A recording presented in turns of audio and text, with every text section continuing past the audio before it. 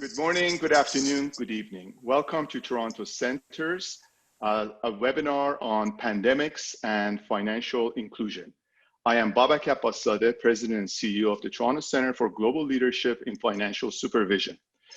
Since our establishment in 1998, we have trained more than 13,000 supervisors and regulators from 190 jurisdictions.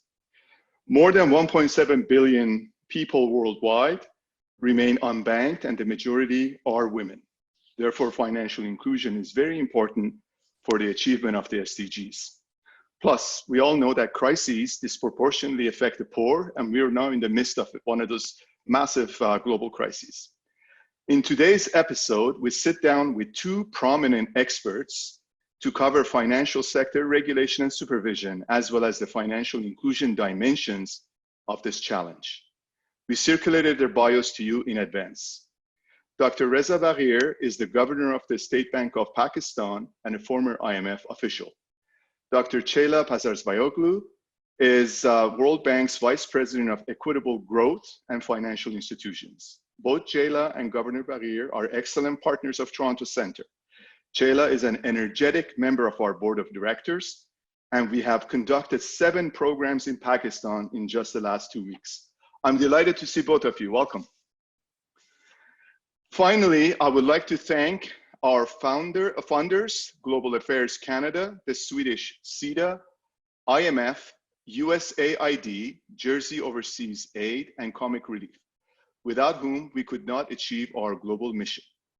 Before we start, I know that many of our viewers have questions for these two experts, and we have allotted time to deliver your answers. Please type your questions in the Q&A tab, which you will find below the video screen, and we'll try to provide ample time for the exchange. The first question, Governor and Chela, is a common question to both of you. Crisis matters. Over the past decade or so, World Bank research has highlighted that financial crises can throw millions into poverty. So all the good work on financial inclusion can be basically thrown out the door overnight. There's always that danger. And we all still have fresh memories of the 2008 global financial crisis. But this one feels different. Chela, may I start with you? How is this crisis different in your opinion? Well, thank you, and it's a great pleasure to be here in this panel with the governor and with all of you. So thanks for joining. These are extraordinary times. As you said, Babak, this is unparalleled simultaneous demand and supply shocks affecting the health and financial sectors as well as the real economy. So we have a health crisis which had turned itself to an economic crisis, and I think we need to do whatever we can to make sure that it doesn't end up in a financial crisis.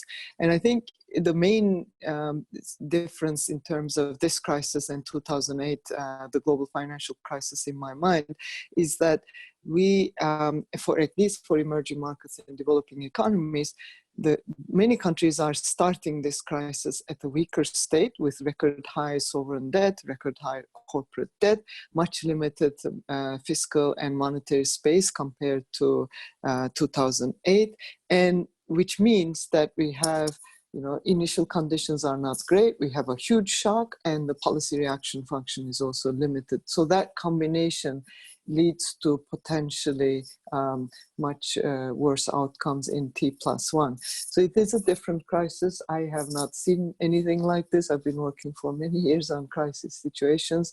This is unprecedented, and I think it requires unprecedented responses. So I'll leave it at that, but we'll add to it as we go on. Thank you, Chela. Excellent overview. Governor, let me turn to you. In your view, how is this crisis different? I mean, you're a veteran of crises, so we'd be interested in your views on that. Right. So thank you for having me on this panel with Chela. It's good to see her again. I think this crisis is different, both in terms of its depth and its breadth. And let me explain. In terms of depth, I don't recall in my experience before when I was at the IMF, the World Economic Outlook for having come up with such a sharp contraction in global GDP growth. I think it's around 3%. It has been a long time since we have seen such a deep contraction for the global economy. It echoes for what we see for Pakistan for this fiscal year. We are projecting growth at minus 1.5%. We have not had this level of growth since 1951. So that's close to 70 years. And so the first point is how deep this contraction is. I think the second is how broad-based this contraction is for the global economy. And again, the IMF put out some statistic that more than 150 countries are supposed to have negative growth. Maybe the number is close to 160. I don't recall again ever a crisis before where so many countries in a synchronized manner are having such marked reductions in growth.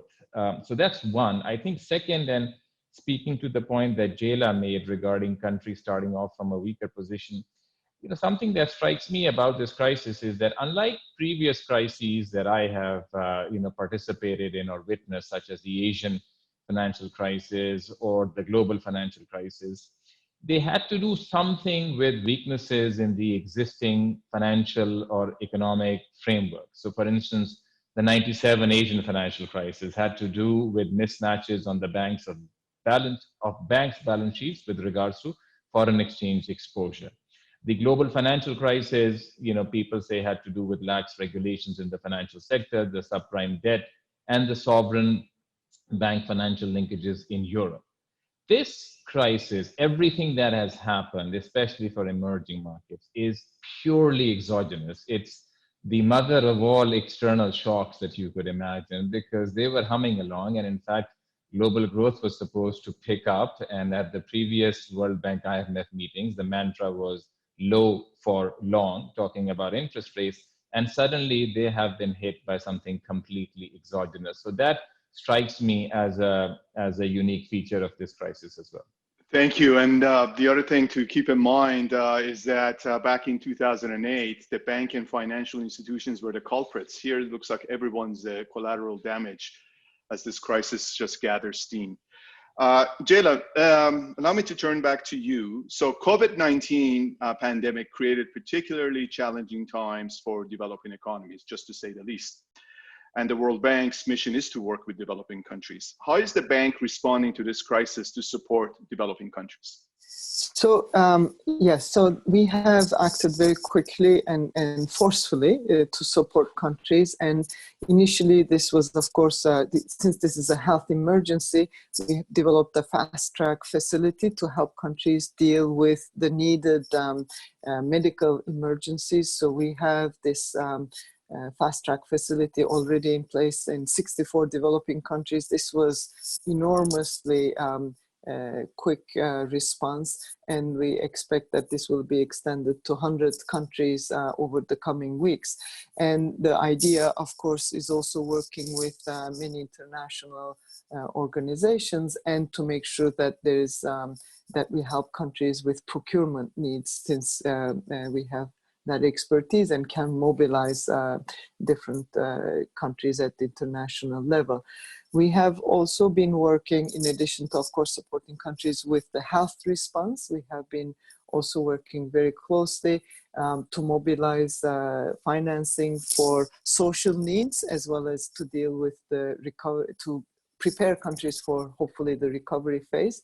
We have about 160 billion of financing over the next 15 months, both for the emergency health support as well as support for social and economic implications, including supporting jobs, which is going to be very critical as we hopefully exit the pandemic.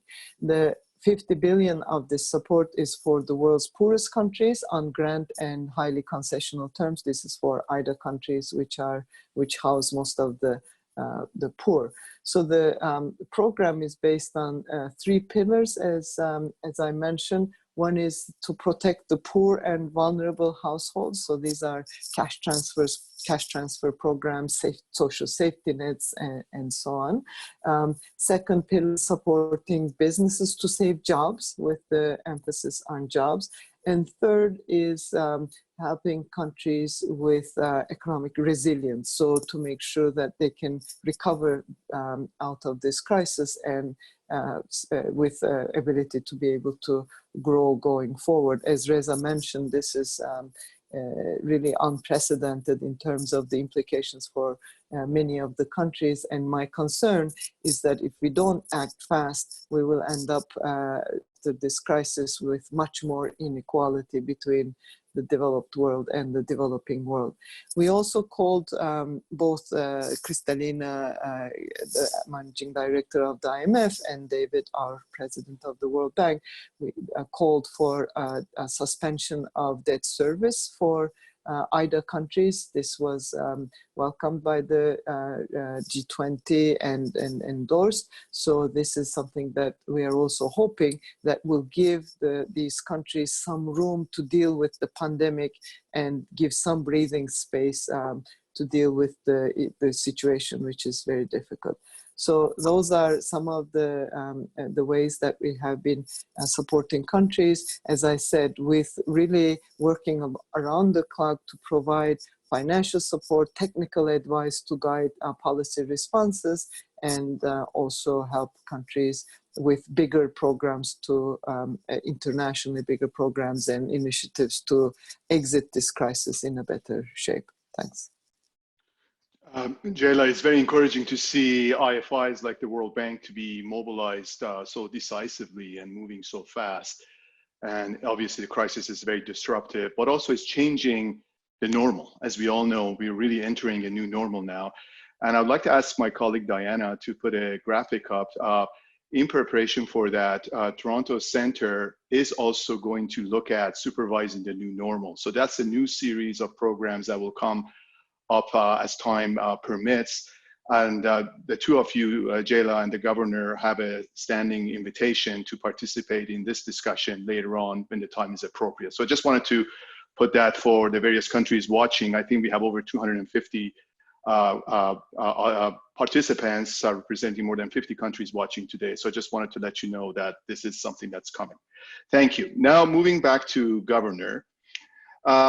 With the COVID-19 pandemic spreading globally and central banks responding to the situation by taking different regulatory measures, thinking about Pakistan, what policy and supervisory decisions have you taken to reduce this impact on the financial sector and businesses in your country? Babak, before I answer that, let me just comment on one thing that Jayla said. And as a policymaker in an emerging market, let me applaud the work done by the leadership at the World Bank as well as the IMF to push through additional financing for developing countries, and whether it's additional concession financing or it is debt relief. I think the quick pace with which the leadership at both the World Bank and the IMF have acted is a very, very good sign, and one that I think developing countries appreciate. Certainly we appreciate in Pakistan. I want to answer your question, Babak, first in a general context about how COVID has struck us in our broader economic trajectory, and then specifically 3 measures that we took on the central bank side. But the broader story is, I think, very important. And this is that when COVID struck Pakistan, we as the economic policy makers were in the midst of telling a story to our domestic stakeholders and to our international stakeholders. And that story, Babak, was that we are putting our economic problems behind us. And that story was beginning to resonate. Bloomberg called Pakistan's Karachi Stock Exchange the best performing stock market in 2019. Capital was flowing in, our reserves were increasing. And international financial institutions like the IMF were singing our praises. And having worked at the IMF, I'll tell you that it's not easy to get the IMF to sing your praise. So we were, finally feeling that we are putting our problems behind us when COVID struck.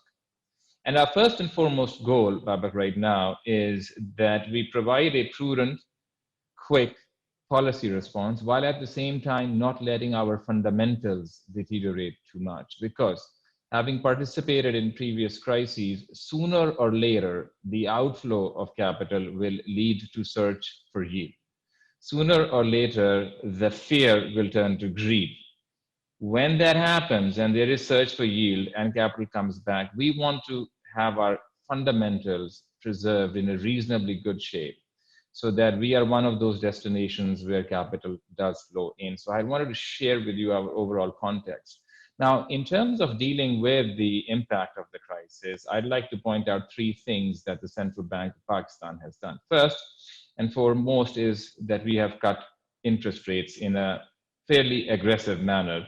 Cumulative, we have cut rates by 425 basis points so far, but that slightly overstates the extent because our starting level of interest rates, 13.25, was quite high compared to other countries. So if you look at it in proportionate terms, the cut that we have done is roughly in line with other emerging markets. But these are times when interest rates by themselves may not be enough, and you have to find other ways to inject liquidity into the system. And so I want to highlight two things that we have done to that effect. First, Babak, is a scheme that we have introduced whereby if you are a company and you commit to not lay off workers for the next 3 months, then you get eligible to borrow through a bank, which is refinanced by the central bank at 3%. So our policy rate right now is 9%, and the market borrowing rate is close to 12%. So you get a big discount by being able to borrow at 3% for the payroll for the next 3 months, provided you do not lay off any of your workers. So that's one scheme which we have come up with, which has seen a very large response. The response has been less on the SME side. We can talk more about that because banks are being very conservative and because risk weights are higher on the SME side. Their conservative approach is reflecting in less take up on that, and we can talk about this separately. But the second initiative that we took, in addition to the cutting of the interest rates to inject liquidity, was the extension of principal payments in borrowers' loan obligations by 1 year. So this was a presumption. It was not a across-the-board extension, but borrowers had to apply to banks for extending their principal payments by 1 year. But the presumption was that the banks would agree, and where they don't, they would also inform us. And sometimes there are good reasons for a bank not to do so if it is a solvency case as opposed to a liquidity case.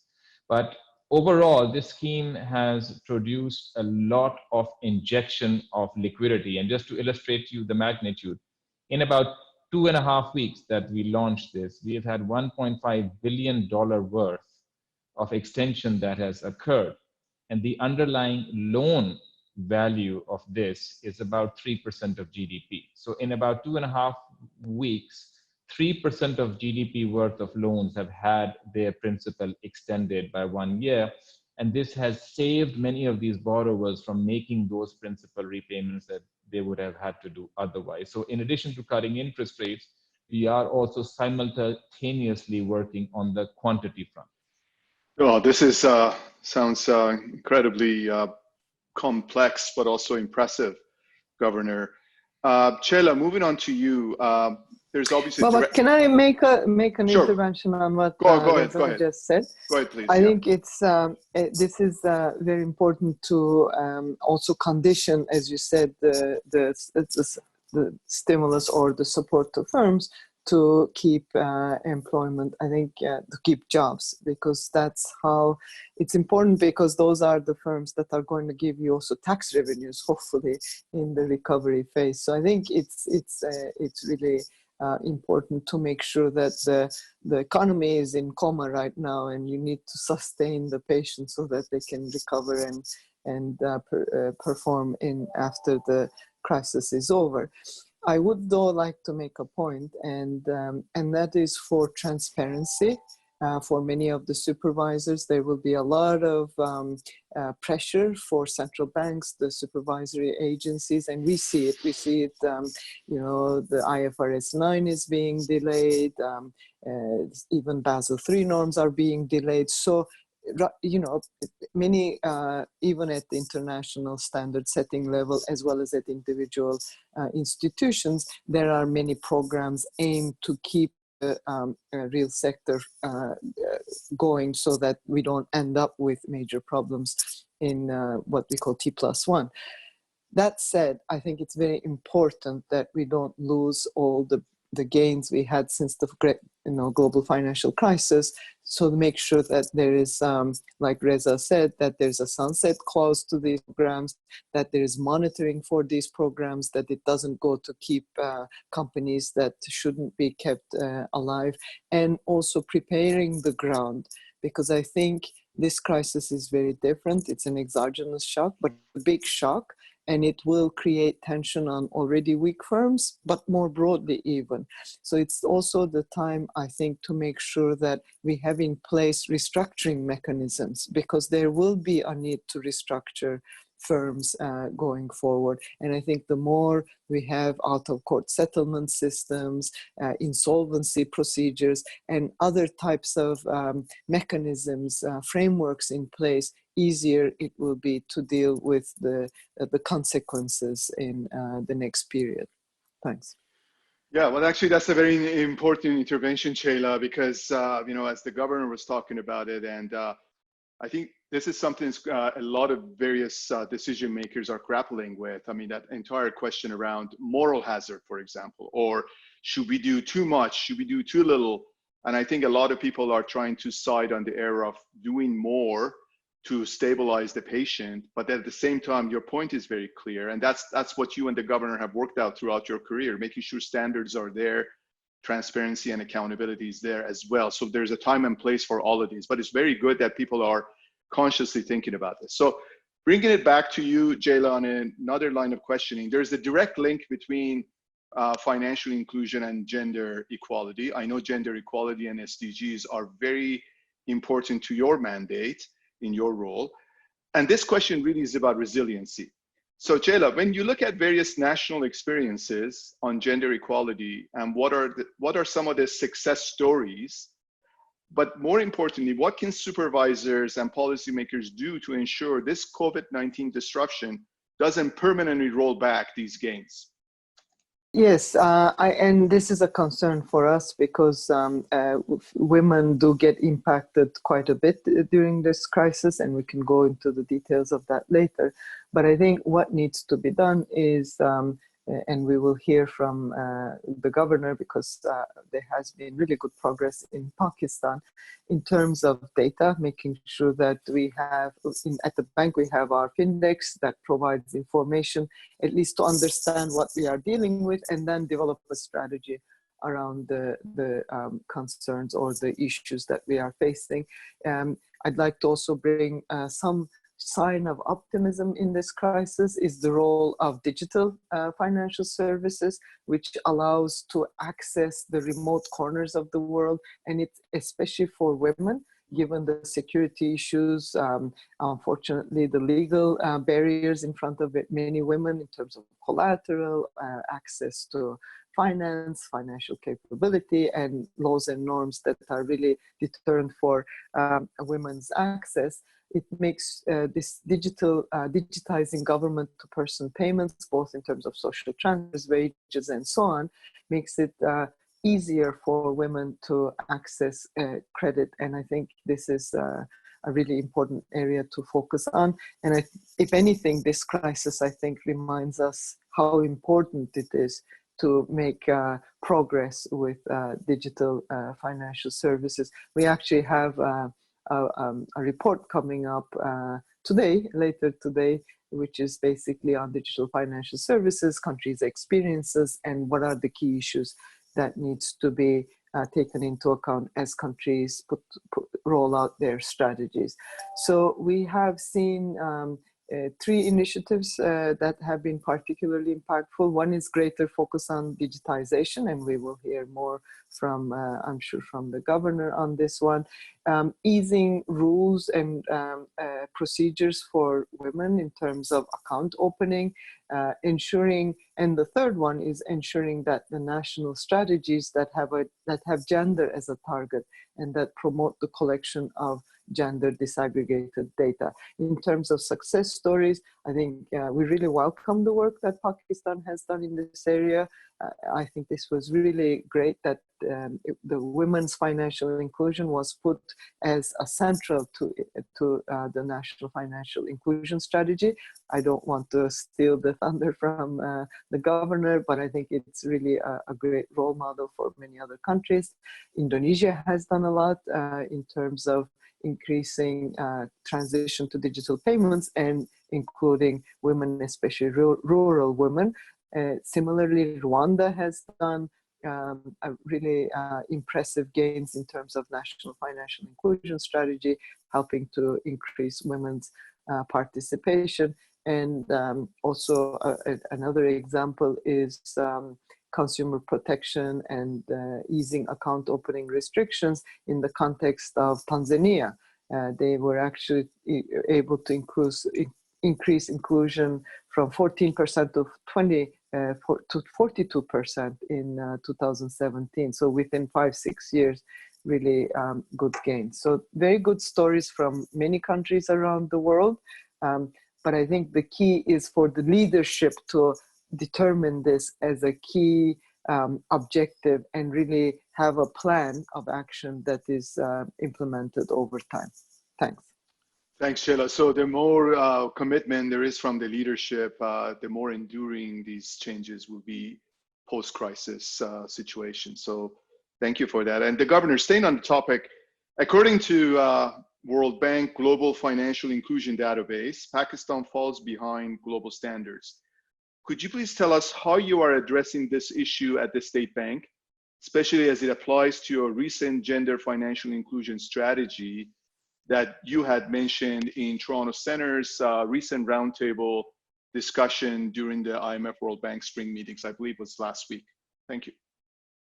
I'd like to make 2 points. The first is about overall financial inclusion, the state of it and what we need to do more. What are the lessons we are learning? And then talk specifically about gender and reducing the gap that we face on financial inclusion. Now, let me first talk about overall level of financial inclusion. Now, we, as you rightly pointed out, have an opportunity to do a lot more. Our latest numbers that we have, and these are slightly different from the Findex numbers because our numbers come from the supply side, which means a complete census of all bank accounts because we get that information from the supervisory side in our central bank. And when we look at those numbers, the most recent numbers that we have are that 64% of adults, both men and women, have an account. But there is a problem with this number because when we look at active accounts, this number drops to half. Okay? And that to us is now a very big challenge, that while we have been pushing and pushing to get more accounts opened, we are realizing that many of these accounts are dormant. And they are opened as part of a particular drive, but then people don't end up using it. And what we are coming to is a realization that I think some other countries have come to, is that we need to change our strategy. Instead of pushing to just open accounts, we need to demonstrate the use cases of accounts. And this is where our work on digital and fintech comes in, because they are demonstrating use cases such as government payments, such as retail payments, such as supply chain payments, and others. And if we can demonstrate the use case and the usefulness of having an account, then we are hoping it's going to lead to demand being created for people to open an account, because they're going to say, hey, I have an EMI or I have a wallet, and this is actually quite convenient, so I want to open one. So that's the first point that I want to make out about the intersection between the work on digital payments and financial inclusion. Now, the second point, more specifically, is on gender. And as Jayla mentioned, we are going to be launching shortly a document called Banking on Equality, with a double meaning on banking, on equality. And it's a strategy to bring to the national attention the importance of making progress. And we have a big gap right now. If you look at census data that we have based upon all accounts, 28% of women have a bank account, but once you look at unique active accounts, that falls to 15%. So again, it's a very low number that we need to increase. So what are the key pillars of this strategy that we have introduced? The first is to promote gender diversity in financial institutions themselves. And right now, about 13% of all employees of financial institutions are women. And the strategy sets a target of this number rising to 20% within 3 years. So within 3 years, 20% of all staff of financial institutions needs to be women. We have a type of accounts called branchless banking accounts. And this was a innovation that was done on the part of Pakistan several years ago, which means that we have branchless banking agents, which essentially are people on a motorbike that go into the villages and the rural areas, and they get people to open accounts. And all people need to do is have a visit from a branchless banking agent. Well, it turns out that nearly all of these branchless banking agents are men. And here is where the social norms issue comes in, because many of the agenda on women's financial inclusion cannot progress unless we address the issue of social norms. And one way to do this is to get more women branchless banking agents. And one of the objectives in one of the goals in this document is that right now there are only 1% women branchless banking agents, and we want to increase that to 10% in 3 years, hoping that that will generate a better response for women to get included.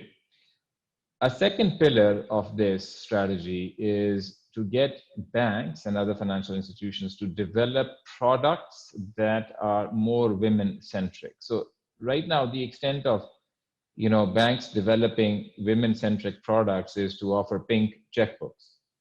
And there is not really, a lot of innovation. So what we want banks to do is to employ dedicated research to, first of all, understand what are the needs of, say, women entrepreneurs. Many women are doing home businesses from their houses. So what are their needs? To invest resource in it, and then come up with products that will address those needs. So one fintech that we have recently licensed, for instance, is going to do merchant onboarding remotely. And we feel that this is going to really help with women businesses, because it's going to allow many of these women business women to be able to create, either to obtain a point of sale machine or a QR code setup or something remotely, so they don't even have to visit a branch.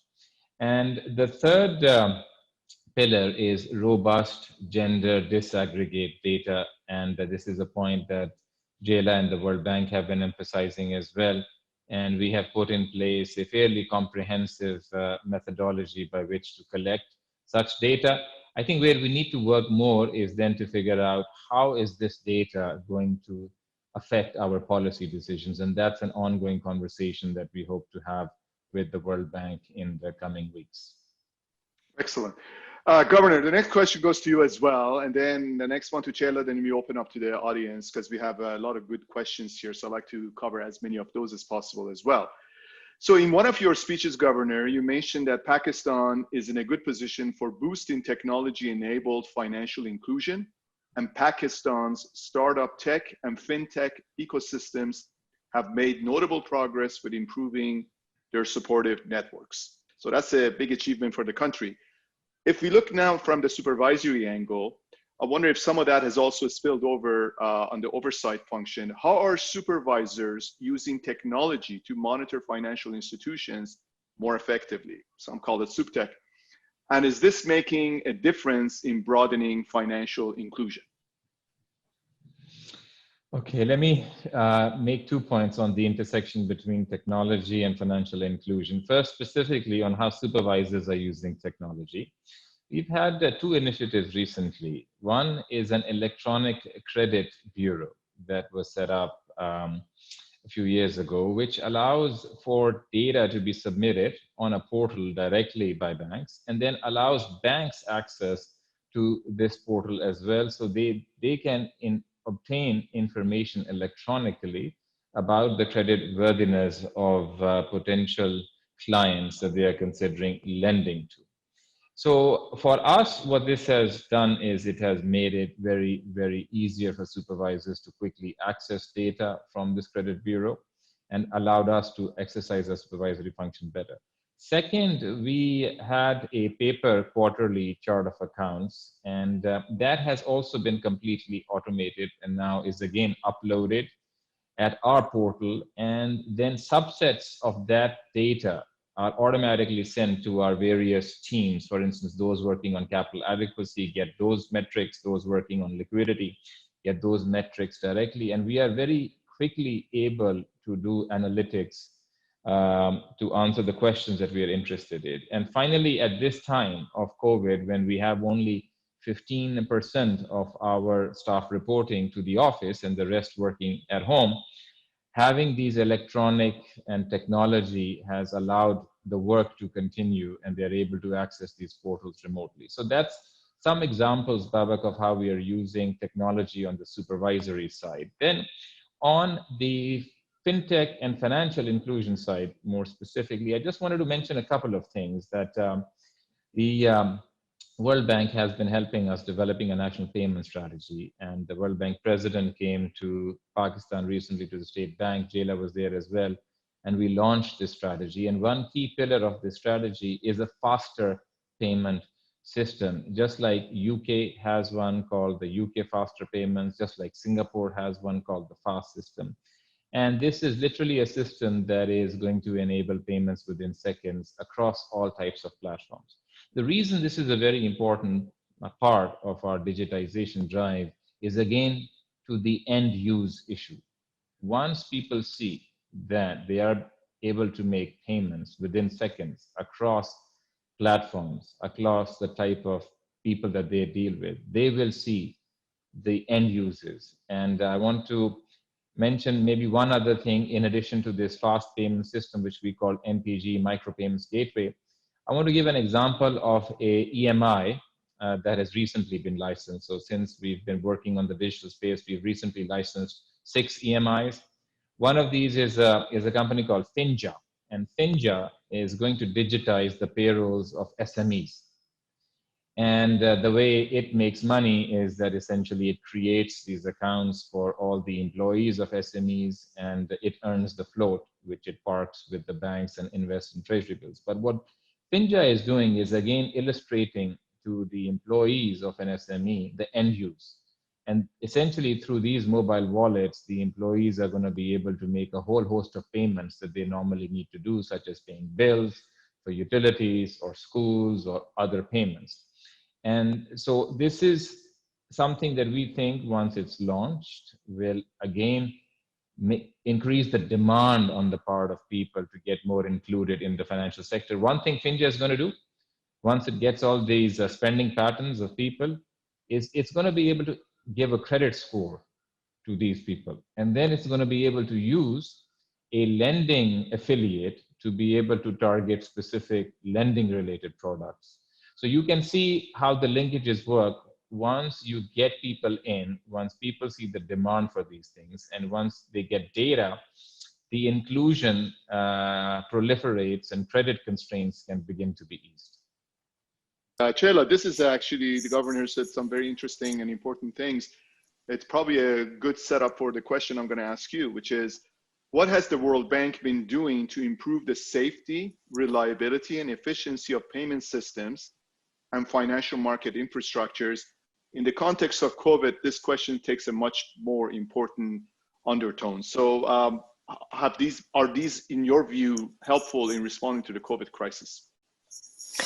Yeah, before I answer that, I just want to go back to what the governor was saying on this really impressive digitizing SME payments, and that this would then help with credit scoring and allow access to finance. And I think this is where this becomes really important, because not only transactions, but also it leads to savings, different savings behavior, different credit, access to credit. But we also, usually we forget about insurance, which is very critical, especially for countries with rural workers and rural sector, informal sector, and so on.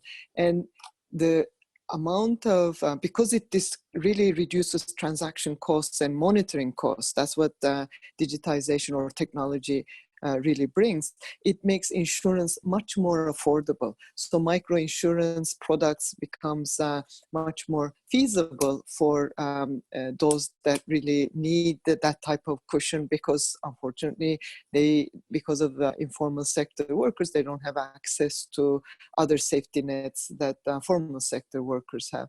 So I think there's a really a very important pathway from transactions to credit to savings and insurance, which are really critical for many that have been excluded from the financial sector. So I just wanted to make that point, because I think there's much more room to make progress on the insurance, microinsurance side. On our work with on payment aspects, and this was really great to be able to be there and see the launch in Pakistan. We have worked in over 100 countries over the last decade to strengthen oversight and cooperative arrangements and create the environment of adoption of new technologies without negatively impacting the safety and soundness of the financial system, which is critical. So we support with countries with regulatory changes to allow for new business models and non-bank institutions in the payments market, some of which you just heard about, implement simplified customer due diligence requirements for account opening, for onboarding agents, and for merchants, which is critical to have the system work.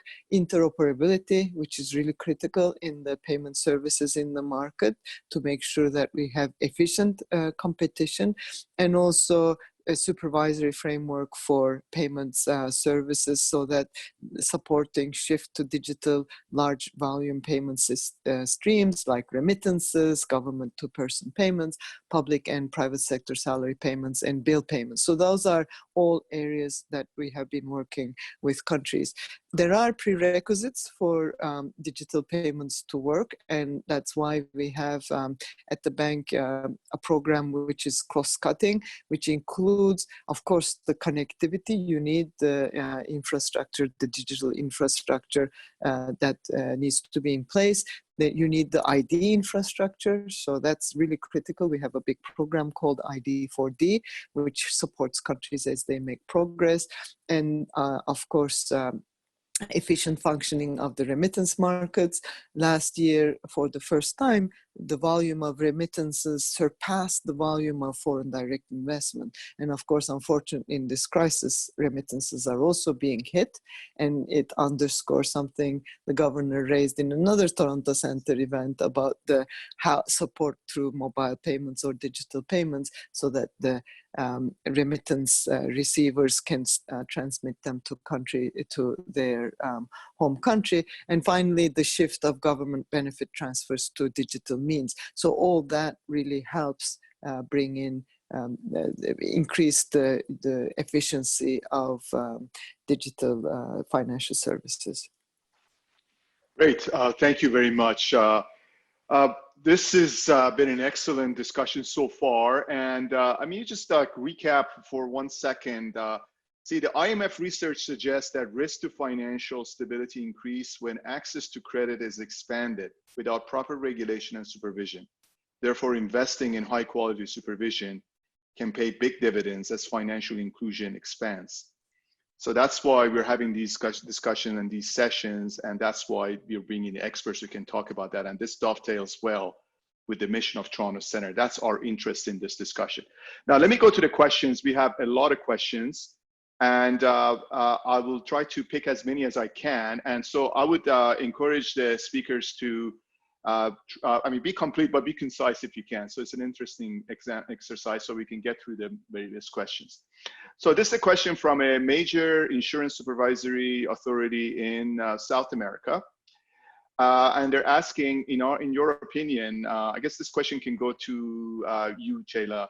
A microinsurance program could a microinsurance program help the state in combating effects of the pandemic by alleviating its impact for the most vulnerable populations?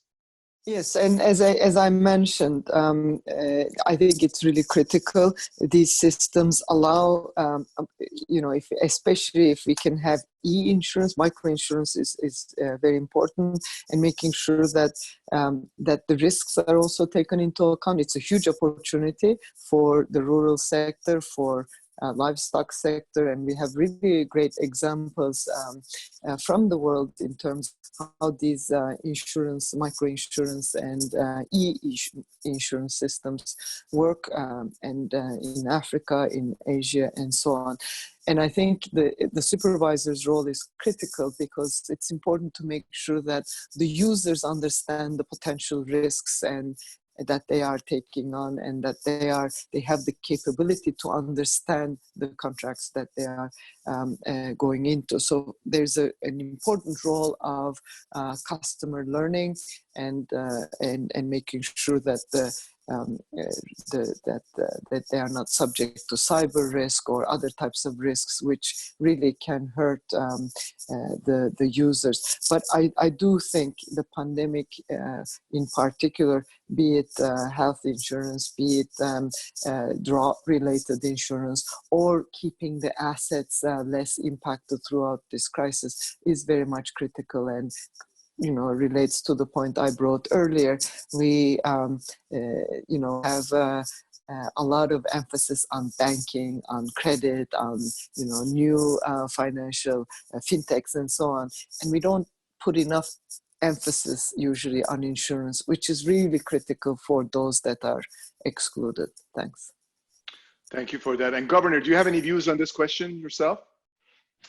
Not so much on insurance per se, but I do have some views on microfinance and microcredit, because that's a sector which we are seeing is going to experience a lot of stress. And there is a certain element of this which falls in between the cracks between the central bank and the SECP, the securities regulator. And what the data that we have, because the interest rates usually are much higher on such micro loans, the extent of restructuring that we are seeing in that segment is very large. And so I think that sector needs some careful attention, and something that we are working on our end. Okay, thank you. And Governor, the next question goes to you as well. Baba, can I come in that very quickly on that one? Go ahead. Because this is a microfinance institutions, really a big concern for us as well. And we have been developing a program with IFC and CGAP. Microfinance institutions reach 140 million people. It's really small loans, but it's really critical. So I fully agree with what the governor has said. And we are putting together a program where we could have some sort of a first loss guarantee by IFIs or IFC in our case, or even the bank, that would support microcredit institutions, because I think they will be really critical in this crisis, especially for micro MSMEs to be able to serve. And if I can just add on that, Babak, just to jump in, sorry. When I was talking to you about our scheme that allowed for principal extension, but it had to be done through an application, and it had to be a request to a bank, and then the bank had to approve it. Most of the requests that have come have actually come from small borrowers. And so there is, that fact already, maybe 90% by number of the requests have been by small borrowers. So in a way, it's good because their principal has been deferred, but it's only a deferment. And then if the problem is brewing, it's something that we're going to need to address. Excellent. So yeah, that was a very productive question, generated multiple answers and sub-answers. So Governor, the next question is for you. The EBA, ASBA, and other organizations have issued guidance notes on default, forbearance, and IFRS 9. How effective are these guidance notes, given that this pandemic seems that it would be around for a while? So it's a question of endurability of the crisis and guidances that are being produced around that?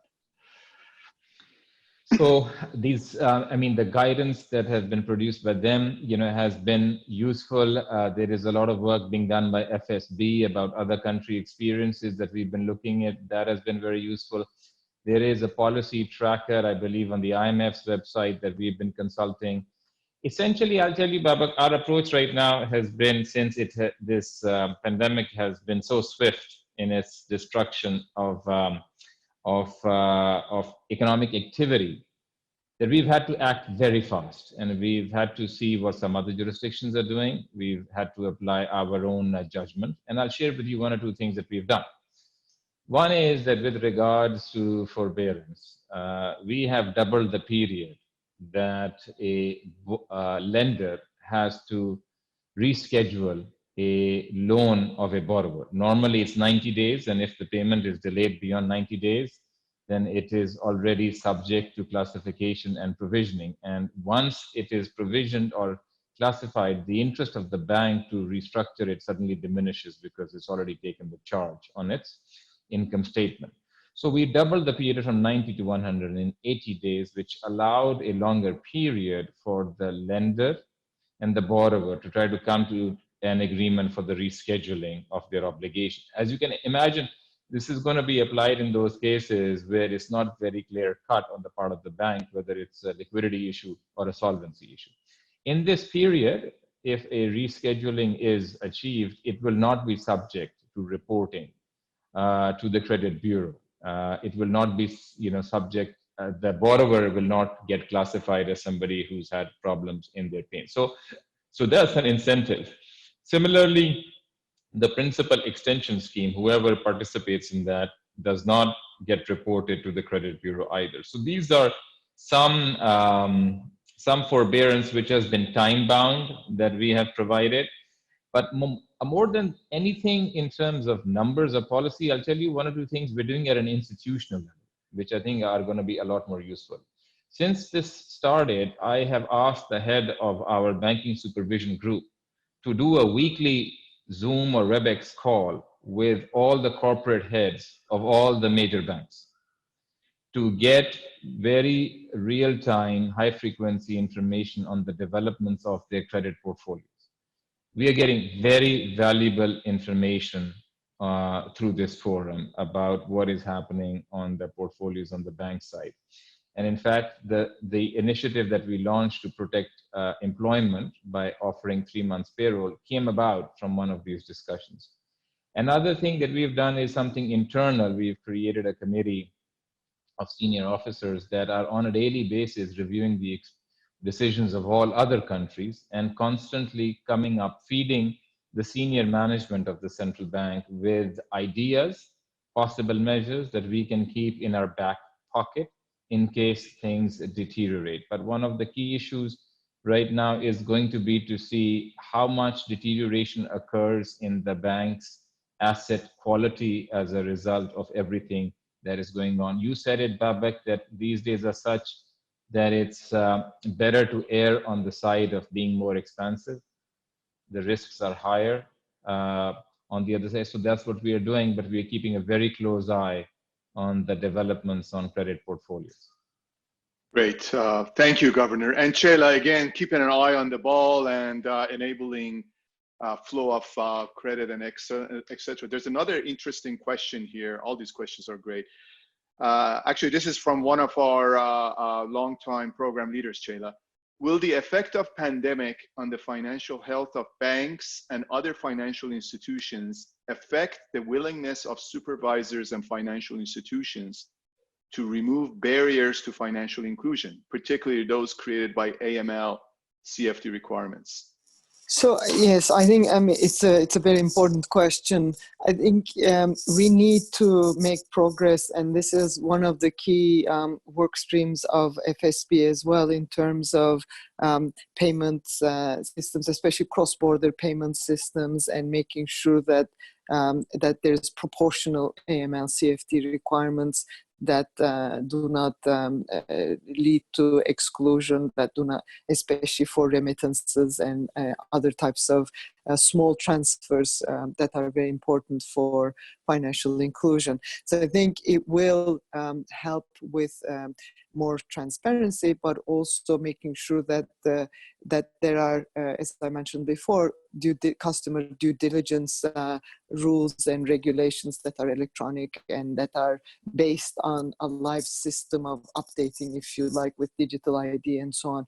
I think this will really help us as we go through the work with ensuring AML CFD rules are also complied with. Thank you very much. And there's a comment. I don't think it's a question. I think it's important to read. It says, efficient regulatory and supervision of fintech services is key, and consumers must be safeguarded from exploitation and abuse. I think both of you would agree with that, so I'll take that as a friendly but important comment. Next question is for you, Governor. The questioner is thanking you for all the good work that you're doing at the State Bank, and says they would like to find out, how is the State Bank addressing the issue of ownership of SIM cards by women during the COVID pandemic to facilitate opening of mobile accounts by women? Mobile accounts are one of the easiest ways to promote opening of accounts by women, but because of cultural norms in Pakistan, my understanding is ownership of SIM cards by women is not widespread, particularly in rural areas. Do you have any views on that question? It's an excellent question, Babak, and I think it points to the issue of social norms that I spoke about earlier and was part of helpful feedback that we got from the World Bank as well. So our approach is still evolving on this, and some of the ideas that we have is to partner with strong CSOs, strong community organizations, and particularly men, because men have to play a critical role here, which is to come out and say that women having SIM cards does not threaten their manhood or does not threaten their perceived sense of whatever they think is right or wrong. So one part of our strategy, and this is being developed, it'll be part of the Banking on Equality document, is to partner with other leading CSO type organizations, community organizations, and then particularly looking for both men and women role models in the country who can promote the use of SIMs. And the use of SIMs is critical because the faster payment system that I spoke to you about earlier, the micropayments gateway, that's going to be launched in a few months, is a system where payments are made through your telephone numbers. That is the identifier. And therefore, it is critical upon us to ensure that there is more take-up. So community organizations is one. Second is telcos. I think there is a lot of opportunity for partnership with telcos. We know that they are keen as well.